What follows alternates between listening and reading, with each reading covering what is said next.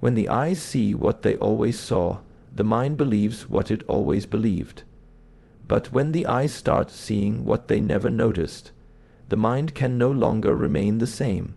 You are entering the fifth dimension, but this is not a place in space. This is not another planet, and it is not waiting somewhere after death. It is not far, it is not near, it is not tomorrow, and it is not in the past. The fifth dimension is a shift in perception. It is where depth replaces direction, where meaning replaces movement, where silence becomes language, where presence becomes power. You see, most people live like this. They run through the first dimension, physical survival. They chase the second, possessions and identity. They try to master the third, control, structure, and logic. Some discover the fourth, emotion, energy, time, but few walk into the fifth. Why? Because it requires a death. Not of the body, but of illusion. In the fifth dimension, you no longer react, you respond. You no longer seek, you see. You no longer want, you wake up. To enter this space, you must drop the weight of who you think you are. You must become the one who sees, not the one who performs. You must practice stillness, not just movement. Discipline, not just strength. Simplicity, not just accumulation. The fifth dimension is not for the future. It is not a reward, it is a remembrance. And when you step into it, you will realize you were never locked out. You were just asleep to the key in your own hand. Most people, when they hear the term dimension, immediately picture space, something measurable, something physical, something out there. They imagine a far-off world, a realm behind the stars, or perhaps some hidden door behind the fabric of reality. But the fifth dimension is none of these. It is not a place you travel to with the feet, nor with rockets, nor with machines. It is a place reached only through the transformation of perception, the still movement of the inner eye. We live in a world governed by the first three dimensions: length, width, and height. The fourth, time, adds motion to this space. But what is the fifth? Not another ruler to measure with, not another line to stretch across the cosmos. The fifth dimension bends neither time nor space, it bends the mind. It shifts the axis of understanding from outside to inside, from what you touch to what you are. You could be standing in the same room, on the same ground, surrounded by the same people. And yet, when the fifth dimension touches you, nothing will look the same again. The wall becomes a metaphor, the sky becomes a question, even your breath becomes a ceremony. This change is not in the room, it is in the one who is looking. That is why the fifth dimension cannot be pointed to. It can only be entered through experience. It is a shift in consciousness, that is, in the way you experience everything, including yourself. Most of us operate through filters handed to us since childhood. We see with eyes taught by fear, judge with minds shaped by culture, and react with habits conditioned by pain. The fifth dimension slices through this programming, revealing a space of clarity that was always there, but rarely accessed. Here, the senses are no longer tools for survival, but instruments of depth. You don't just hear sounds, you listen into them. You don't just see forms, you feel their presence. Time slows down, not because the clock changes, but because you do. Consciousness no longer races from moment to moment, it rests in what is. This state cannot be rushed. It is entered like a temple, not a task. The irony is that the fifth dimension is not new. It is ancient. More ancient than thought, more primal than language. Every child has tasted it in play. Every artist meets it in creation. Every monk seeks it in silence, but the modern mind, busy and burdened, forgets. It replaces presence with productivity. It trades stillness for stimulation. It lives on the surface of life, fearing what lies beneath. To enter this dimension, nothing external must change. The same job, the same house, the same face in the mirror, they remain. What changes is your relationship to them. You stop grasping at things, you stop resisting what is, you no longer live life like a chase. You become the one who sees through the illusion, the one who breathes fully, the one who understands that what's real is not always what's visible. So, the fifth dimension is not an escape from the world. It is a deeper entrance into it, but not as a character lost in the script. As the silent witness, the conscious presence, the space in which the world arises, not just the one reacting to it. This is the dimension that cannot be shown but can be known, not through effort but through awareness. In the world we live in, we are conditioned to equate progress with achievement. We are taught that if you want something valuable, you must strive, struggle, compete, and earn it. This is true in the physical world where effort leads to success, and success brings recognition. But the fifth dimension does not operate by those rules. It does not respond to striving. It opens to stillness. It is not earned, it is entered, not with effort, but with awareness. Awareness is not something you can accumulate like wealth.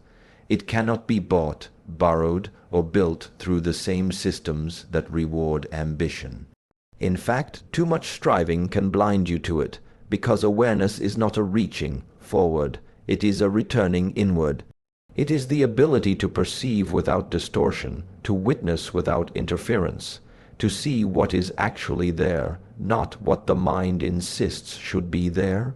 Many people spend their lives climbing ladders, career ladders, spiritual ladders, social ladders, believing that once they reach a certain height, peace will greet them there.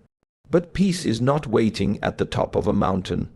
The mountain itself is made of desires, fears, and imagined futures. Awareness cuts through the illusion of height and brings you face with the present moment, which was never hiding, only overlooked. You could study every philosophy, you could travel to every holy place, you could memorize ancient texts, attend seminars, sit at the feet of gurus, but unless you awaken the faculty of direct awareness within yourself, you will still be asleep, just with better vocabulary. The fifth dimension is not a trophy for the wise, it is not a reward for the devout. It is a space that reveals itself when there is nothing left to seek, when the seeker itself becomes still. Awareness is not passive, it is not sleep, it is not drifting, it is sharp, clear, and intimate. It observes every moment without judgment. It listens to every emotion without rejection. It allows life to move through you, like wind through an open window, without needing to hold on or push away. This is why awareness is the true gateway, because only in awareness does truth arise without effort. In achievement, the mind is always grasping. It says, I want more, I am not there yet, I must become better. But awareness says nothing. It simply sees. It sees the grasping, the fear, the hope, the exhaustion. And in that seeing, something profound happens. The cycle breaks. The grip loosens. You begin to rest in what is, not what should be. That resting is the door to the fifth dimension. You cannot achieve your way into being. You cannot perform your way into presence. The fifth dimension does not care how impressive your resume is. It does not ask for credentials. It does not check your history. It only waits for one thing, for you to become aware of this moment without resistance. And that moment is always available. It has always been available. But awareness is what allows you to see it. This is why those who seek awareness through silence often find more than those who chase success through noise. Because when you stop chasing, you begin seeing. And what you see is that the thing you were searching for was never outside you. It was never distant. It was always here quietly present, patiently waiting for you to stop running long enough to notice. The journey into the fifth dimension cannot begin without understanding the path that leads to it. Just as a tree cannot grow tall without first growing roots, your consciousness cannot expand without first passing through the earlier stages of experience. Each prior dimension is not just a mathematical concept. It is a reflection of how we live, how we perceive, and how we evolve. They are not just layers of reality, they are layers of the self. The first dimension represents the most basic experience of existence, survival. It is linear, fixed, one-directional. At this level, we respond to instinct. The body is hungry, so we eat. There is danger, so we run. It is the experience of being alive without yet being awake. Most creatures live here, and many humans remain here when fear governs their choices. It is not wrong. It is the beginning, but it is a narrow corridor of what is possible. The second dimension introduces direction and division. In human life, it mirrors the stage where identity begins to form. You start to separate yourself from others. This is me, that is you. This is mine, that is yours. It is the realm of duality, light and dark, right and wrong, success and failure. At this level, we define ourselves through roles, attachments, possessions. Many spend their whole lives in this dimension building identity, defending ego, collecting status. The third dimension brings structure and space. Now we think in terms of systems, goals, control. Logic becomes dominant. Time becomes a ruler. The physical world becomes not just something we react to, but something we try to manage and manipulate. This is the realm of planning, building, and achieving. It is where science, politics, and education reside. Here, we believe in progress, but it often comes with tension, stress, and disconnection. The fourth dimension cracks this structure open. It introduces time not just as a clock, but as an experience. Emotions deepen. Energy becomes noticeable. Dreams, intuition, synchronicity begin to challenge the rigid rules of the third dimension. We start to feel things we cannot measure. Here, people become aware of healing, of inner work, of the connection between thought and reality. The self begins to soften, dissolve. For some, this is frightening. For others, it is liberating. Each of these dimensions is necessary. You cannot skip one. You cannot rush through them. They are not steps to be avoided, but realms to be integrated. You must fully live, feel, and understand each level before the next can become stable. A person cannot truly enter the fifth dimension while still clinging to the fears of survival, the need for approval, or the illusion of total control. And yet most confusion arises when we try to bring the tools of one dimension into the next. You cannot use force to find presence. You cannot use logic to hold emotion. You cannot use possession to replace peace. The tools that helped you survive in one dimension become the chains that hold you back in the next. This is why each level of experience must be met with humility. You must ask not only what to carry forward, but what to leave behind. When you begin to see these dimensions not as numbers but as mirrors, you understand. They are not locations in space, but states of consciousness. And each one offers a lesson. Each one builds a part of your being. The fifth dimension is not better. It is broader. Not higher, it is deeper. And the only way to enter it is to first honor the path that brought you to its door. The ego is not your enemy, but it is also not your truth. It is the mask you learned to wear in order to survive, to be accepted, to be seen in a world built on roles and expectations. The ego is not who you are. It is who you had to become. It is a collection of stories, labels, and identities carefully assembled to protect a deeper, more vulnerable self. In the lower dimensions, the ego serves a purpose, but in the fifth dimension, it becomes the wall between you and direct experience. To enter the fifth dimension, you must begin to loosen your grip on the mask. This is not about destroying the ego, because force is just another trick of the ego itself. Rather, It is about seeing it clearly, watching it without judgment, recognizing when it speaks and how it behaves. The ego is loud. It seeks recognition, control, validation. It needs a constant audience, but awareness is quiet. It observes without attachment. It watches the ego the way the sky watches clouds, allowing them, but never becoming them.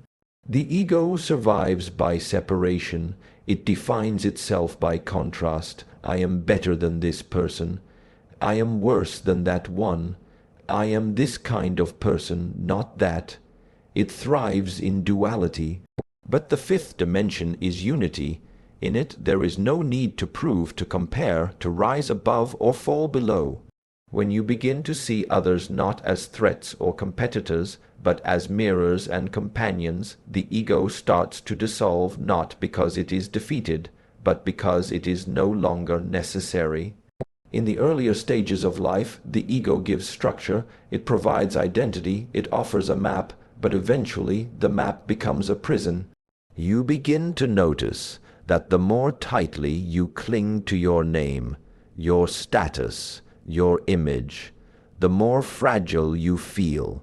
Why? Because the ego is constantly threatened by change, and everything in life is always changing. In the fifth dimension, you no longer fear this change. You allow yourself to flow with it, not as a role, but as a presence. When the ego ends, humility begins, not the kind of humility that lowers itself to be liked, but the kind that no longer needs to be anything at all. In this state, you stop asking, "How do others see me?" and begin asking, "What am I seeing clearly?" This shift is quiet but radical.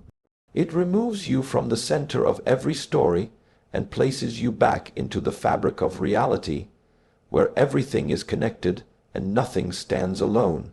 The ego resists silence because silence cannot be controlled. It resists stillness because stillness reveals what is hidden.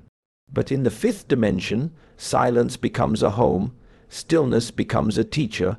You begin to sit with yourself, not to improve yourself, but to meet yourself. And what you meet is not an identity, but an awareness, formless, spacious, open. You may notice this shift in small moments. The urge to defend yourself arises, and you let it pass. The need to be right surfaces, and you smile at it instead of feeding it. The desire to impress someone comes, and you let it melt in your breath. These are signs that the ego is no longer driving the vehicle, that something deeper, quieter, and more real has taken the wheel. In the fifth dimension, your value is not tied to your name, your title, your past, or your potential. It is not based on how others see you or how many people follow you. Your value is in your being, in your capacity to observe without clinging, to live without defending, to love without needing. And this capacity only awakens when the ego is gently placed aside, not destroyed, but disidentified. Presence is not a concept. It is not something you understand with the intellect or talk about in philosophy. It is a quality of being that can only be lived. It is the rare state where the mind is no longer chasing what is next, and the heart is no longer bound by what was. It is when you are fully in the moment, not as a body in a room, but as pure attention awake, alert, and undistracted. In the fifth dimension, presence is not optional, it is the doorway. Stillness is not the absence of noise. It is not sitting still in a room while the mind runs wild. True stillness is internal. It is the quiet within the quiet, the pause behind the breath. Most people are uncomfortable with stillness because in it, distractions vanish, and they are left face with themselves. But in the fifth dimension, this stillness is sacred. It is the space in which truth reveals itself, without force, without effort. The world teaches you to move quickly, to hustle, to produce, but the fifth dimension teaches you to arrive. Not somewhere else, not in the future, but here. When you are present, even the ordinary becomes luminous. The sound of the wind, the texture of water, the warmth of the sun. These are no longer background noise. They are revelations, not because they changed, but because you finally showed up. You may sit in silence for 5 minutes and feel it stretch like eternity. Not because time is slowing down, but because your awareness is expanding. You are no longer living in the narrow corridor of thought. You are opening to the vastness of now. In this space, there is no anxiety. Because anxiety lives in the future, there is no regret. Because regret lives in the past. Presence holds only what is, and what is always enough. Stillness is not passivity. It is not laziness. It is not escape. It is the highest form of engagement because it allows you to act from clarity, not from chaos. In stillness, you do not react. You respond. You do not rush. You move with precision. In stillness, the small voice within, the one buried beneath the noise of the world, can finally be heard. And that voice does not shout. It whispers, "This is why you must be still to listen." Presence does not mean the world around you stops moving. It means that within the movement you remain unmoved. Like the eye of the storm, you become the calm center, not pulled or pushed by every emotion, every opinion, every shift in circumstance. In the fifth dimension, this centered awareness is not something you practice once a day. It becomes who you are. Not doing presence, but being presence. You begin to realize that all your searching, all your reaching, all your trying to become something more, was taking you away from the one place where transformation actually happens, here. Now, in this breath, not in the next success, not in the next relationship, not in the next lesson, but in the simple act of being fully where you are, without needing to fix, change, or escape. The more time you spend in presence and stillness, the more you begin to taste the flavor of the fifth dimension. It is subtle, it cannot be held, but it can be felt. It hums beneath all experience. It is not added to life. It is discovered within life. And once you begin to notice it, you realize that presence is not something you visit. It is something you remember, as if returning home after being lost in a dream. Time, as we commonly know it, is a line, a forward, moving current, measured in seconds, hours, days. We wake up to clocks, schedule our lives by calendars, and measure our worth by what we've done with our hours. Time is currency in the third dimension, a thing we either feel we are running out of or wasting, but in the fifth dimension, time loses this rigidity. It begins to bend, stretch, collapse, and expand, because in higher states of awareness, time is no longer a master. It becomes a reflection of inner stillness. When you are fully present, a single moment can feel like eternity. The ticking clock fades into the background and something more spacious emerges. You may be watching a leaf fall, sitting in silence, or hearing the laughter of a child. And suddenly, time ceases to move in the usual way. You are not in the moment, you are the moment, and in this state, 5 minutes can feel like an hour, or an hour like 5 seconds. The experience is not bound by numbers, it is bound by depth. In lower dimensions, time is experienced as pressure. There's not enough time. I'm late. I must hurry. In the fifth dimension, time is experienced as presence. This moment is complete. Nothing is missing. I am where I am supposed to be. It does not mean life slows down, but your relationship to time changes. You are no longer caught in the future or haunted by the past. You are grounded in the eternal now, which is the only place where life truly happens. You begin to notice that in the fifth dimension, linear time is a tool, not a trap. You can use a clock, yes. You can respect schedules, but you are no longer ruled by them. You are no longer defined by the age on your passport or the deadlines on your calendar. Life is no longer a race to some finish line. It becomes a dance, timeless, spontaneous, free. You don't move faster, you move deeper. Every task becomes a meditation, every moment a doorway. This shift affects not only how you feel time, but how you act within it. When you are rooted in the present, decisions come with clarity. You don't rush, you don't delay. You sense when to speak and when to be silent, when to act and when to wait. In this dimension, intuition replaces urgency. The right time is no longer something you calculate. It is something you feel. Even memory behaves differently here. The past, instead of being a chain, becomes a teacher. You no longer carry your history like a burden. It becomes lighter, more fluid. You remember without reliving. You reflect without regret. The future, too, becomes softer. Not a looming unknown, but a space unfolding in alignment with your awareness. This release from the grip of time gives birth to a new kind of freedom, a freedom that cannot be explained, only experienced. Time in the fifth dimension is like breath. It expands when you relax. It constricts when you resist. You begin to sense that time is not outside you. It flows from you. When you are agitated, time races. When you are calm, time opens. This realization changes everything. You stop blaming time. You stop fearing it. You begin to partner with it. You begin to trust its rhythm, its pauses, its cycles, because you have stepped out of the clock and into the flow. And perhaps the greatest gift of this shift is that it allows you to slow down without falling behind.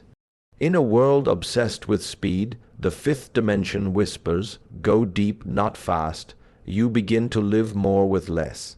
See more with softer eyes, be more with fewer words. In this spaciousness, the timeless becomes visible. You remember that eternity is not a distant place. It is this moment, met fully. The fifth dimension is not a destination you conquer. It is not a prize you win through effort or a level you unlock by mastering techniques. You do not force your way in. The very energy of force, of pushing, grasping, demanding, is what keeps you out. The fifth dimension responds only to resonance. To enter, you must match it, not dominate it, and this is one of the most humbling truths. Alignment is not achieved through power, but through surrender. Alignment means that your inner state reflects the qualities of the dimension you wish to experience. The fifth dimension is spacious, fluid, subtle, attuned to presence and love. If you are tense, aggressive, distracted, or ego-driven, you are simply vibrating too densely to perceive it. This is not punishment, it is physics. Like tuning a musical instrument, you don't fight with the strings. You listen to them, adjust gently, and find harmony. The same is true with your consciousness. To align with the fifth dimension, you do not chase it, you soften. You become still. You bring your attention inward and observe. You notice where your thoughts are tight, where your heart is closed, where your breath is shallow. And in noticing, without judgment, things begin to shift. You start aligning not by trying harder, but by letting go. Letting go of the need to be elsewhere, to be more, to control. What remains is a quietness, a receptivity. That is the frequency of entry. There are many who seek the fifth dimension with intensity.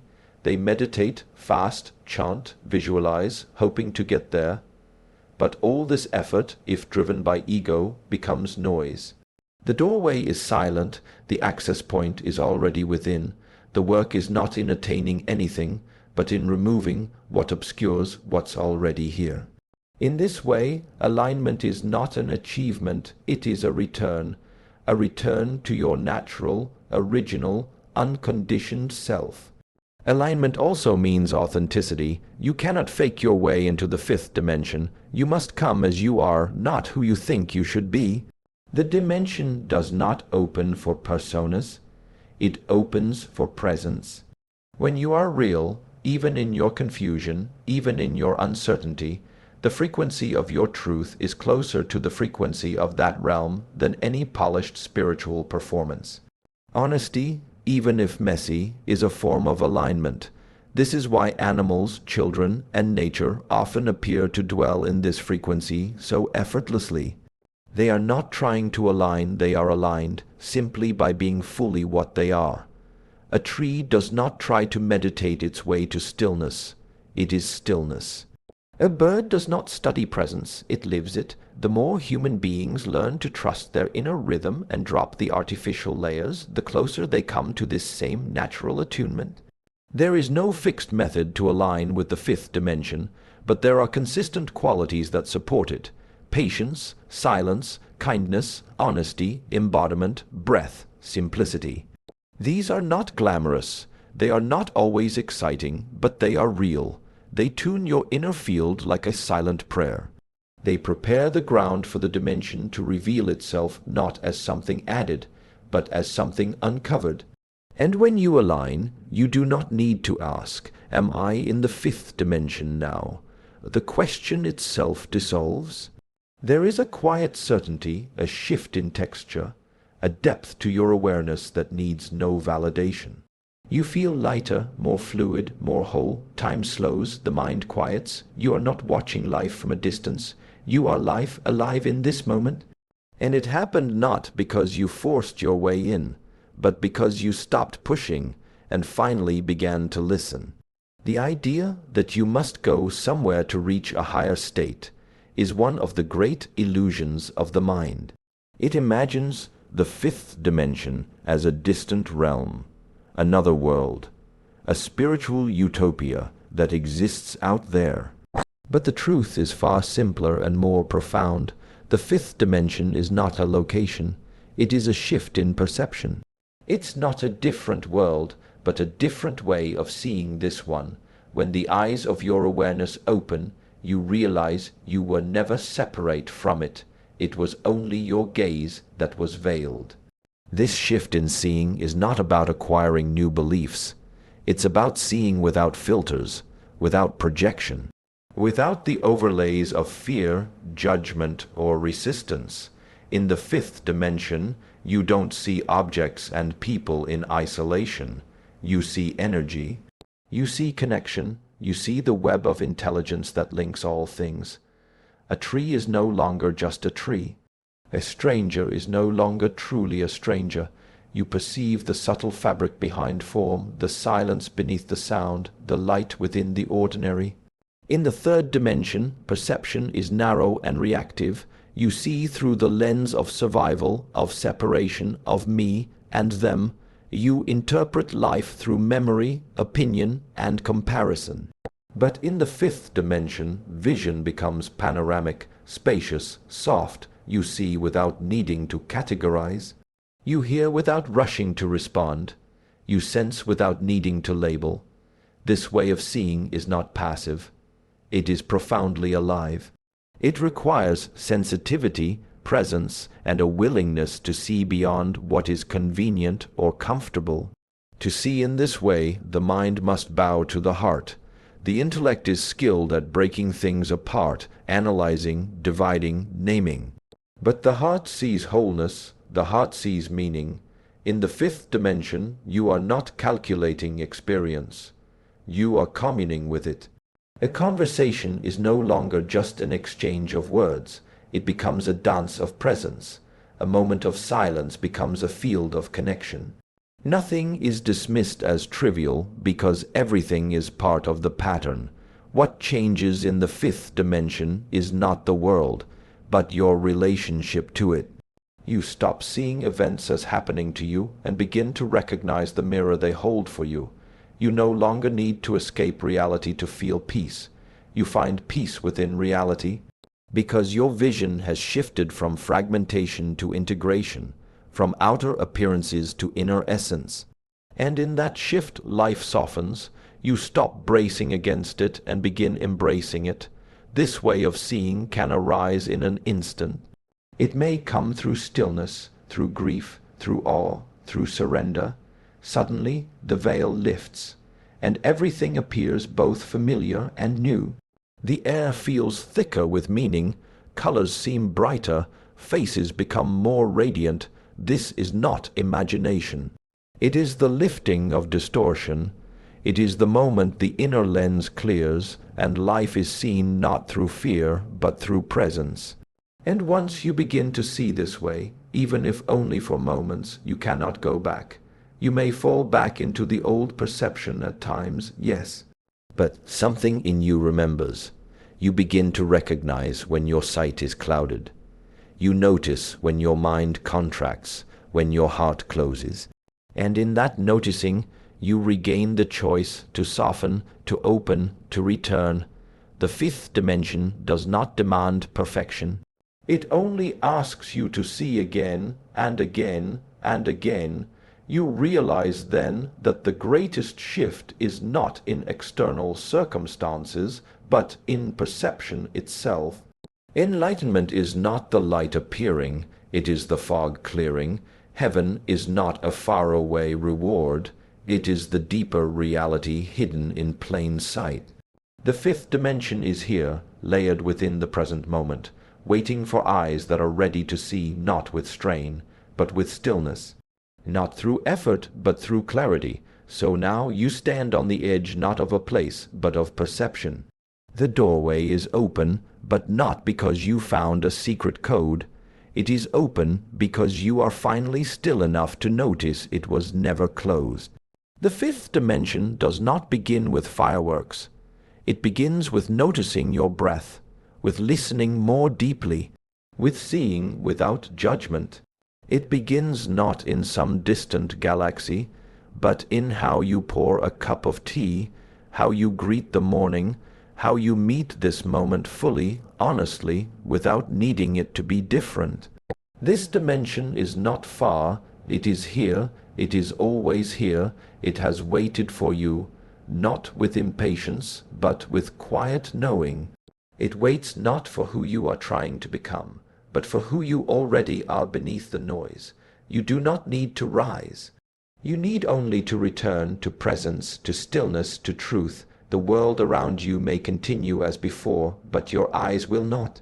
And once you begin to see through the eyes of the fifth dimension, life reveals its hidden depth, its subtle song, its quiet intelligence. This is not the end of your journey, it is the beginning of living awake. So enter not with haste. Enter with grace. Welcome. Time, as we commonly know it, is a line, a forward, moving current measured in seconds, hours, days. We wake up to clocks, schedule our lives by calendars, and measure our worth by what we've done with our hours. Time is currency in the third dimension, a thing we either feel we are running out of or wasting, but in the fifth dimension, time loses this rigidity. It begins to bend, stretch, collapse, and expand, because in higher states of awareness, time is no longer a master. It becomes a reflection of inner stillness. When you are fully present, a single moment can feel like eternity. The ticking clock fades into the background, and something more spacious emerges. You may be watching a leaf fall, sitting in silence, or hearing the laughter of a child, and suddenly time ceases to move in the usual way. You are not in the moment, you are the moment, and in this state, 5 minutes can feel like an hour, or an hour like 5 seconds. The experience is not bound by numbers, it is bound by depth. In lower dimensions, time is experienced as pressure. There's not enough time, I'm late, I must hurry. In the fifth dimension, time is experienced as presence. This moment is complete, nothing is missing, I am where I am supposed to be. It does not mean life slows down, but your relationship to time changes. You are no longer caught in the future or haunted by the past. You are grounded in the eternal now, which is the only place where life truly happens. You begin to notice that in the fifth dimension, linear time is a tool, not a trap. You can use a clock, yes. You can respect schedules, but you are no longer ruled by them. You are no longer defined by the age on your passport or the deadlines on your calendar. Life is no longer a race to some finish line. It becomes a dance, timeless, spontaneous, free. You don't move faster, you move deeper. Every task becomes a meditation, every moment a doorway. This shift affects not only how you feel time, but how you act within it. When you are rooted in the present, decisions come with clarity. You don't rush, you don't delay. You sense when to speak and when to be silent, when to act and when to wait. In this dimension, intuition replaces urgency. The right time is no longer something you calculate. It is something you feel. Even memory behaves differently here. The past, instead of being a chain, becomes a teacher. You no longer carry your history like a burden.